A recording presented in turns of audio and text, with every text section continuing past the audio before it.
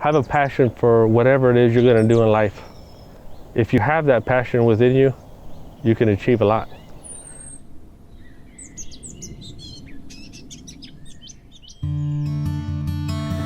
Adrian, let's just start by talking about Riverside Citrus. Interesting story of how you got started.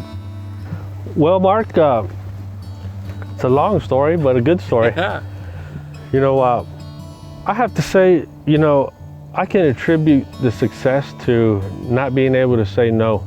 And what I mean by that is, you know, when a customer asks you to try something new because they need help, I can't say no to helping somebody out.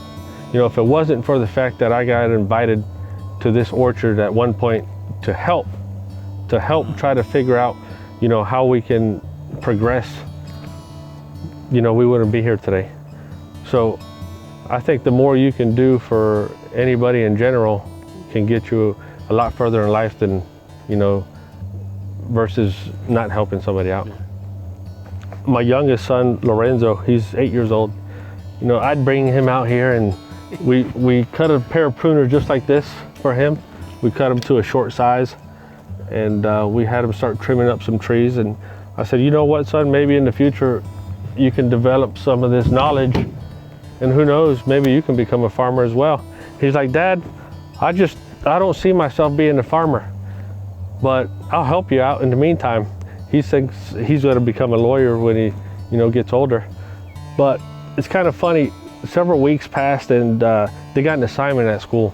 The teacher looks at the whole class and says, we want you to write a persuasive essay as to where you guys would like to go on the field trip.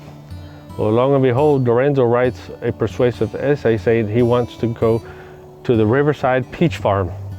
And his just happened to be chosen by the administration and they okayed it. They didn't even ask me if it was okay. They just basically called me and I said, look, we've got a field trip coming out to you guys on March the 27th, I believe the date was. And I said, really? They said, yes, we're gonna have about 48 second graders that are coming to you. So I get home that day and Lorenzo says, Dad, all I can say is you better have something interesting to say when my classmates get there because, you know, they're gonna be paying attention to you. And I was like, you know what?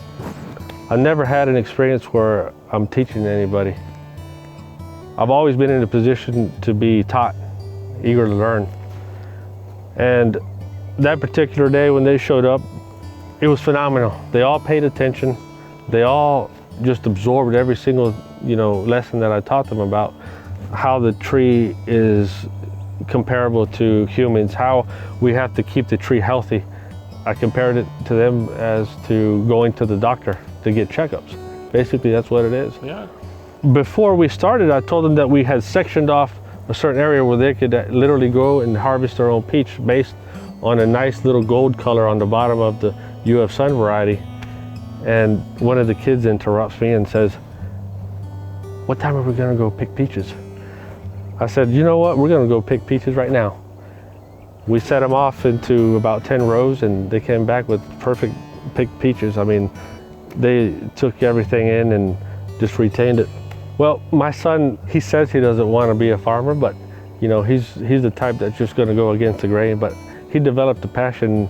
But yes, I think it's very, very important that we opened up a window of knowledge for these children who thought that peaches just come from the store. They don't just come from the store, along with anything grown in the United States, along with vegetables and corn and strawberries, so to speak. I mean, everything in general.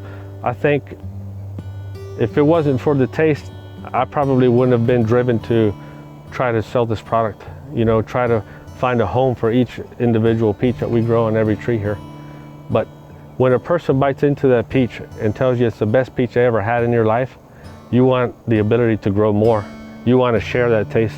You want to share the fact that you have the best tasting peach on the planet. Mm-hmm.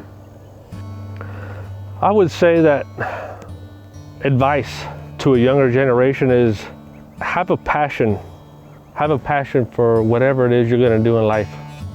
Don't just take up a job or a career because you think it sounds good on paper, but develop a love for it, develop a passion, because if you have that passion within you, you can achieve a lot. We developed a passion for the tree, for the land, for the orchard. And I put the passion, the love of farming first. And then if the financial part of it comes later, I'm fine with that also.